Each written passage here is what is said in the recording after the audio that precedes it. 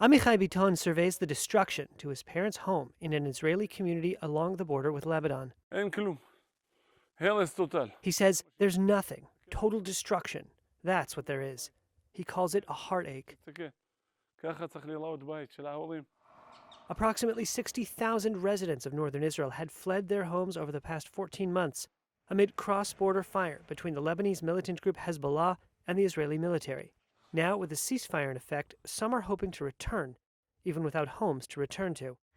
Across the border in Lebanon, the war displaced more than 1.2 million people. Fatima Hassan Nuruddin fled her home further south to a shelter in the city of Sidon. She bid goodbye to the people she met here during her time of need. She told Reuters she was happy to return to her home in Adlun, but was sorry to leave the friends she had made.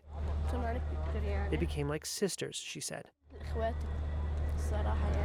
The cross-border war erupted on October 8, 2023, when Hezbollah fighters in Lebanon began firing rockets and artillery into Israel, a day after Hamas's deadly attack from Gaza.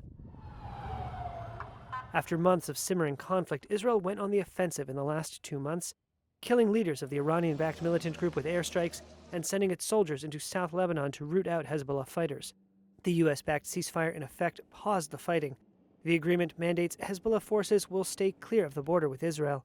The Lebanese army on Wednesday began deploying to the country's south in a bid to restore order. Mahmoud al-Aouni returned to his home in Tyre and stood amid the rubble. He told Reuters he has no plans to move, vowing to stay in his house. This morning I'm here collecting eggs again, which I've been doing for every day for the last year and a half. Anne Maman operates an egg farm in the northern Israeli community of Zal'it. But today I'm doing it without the explosions of firing coming from the border just about 100 yards away.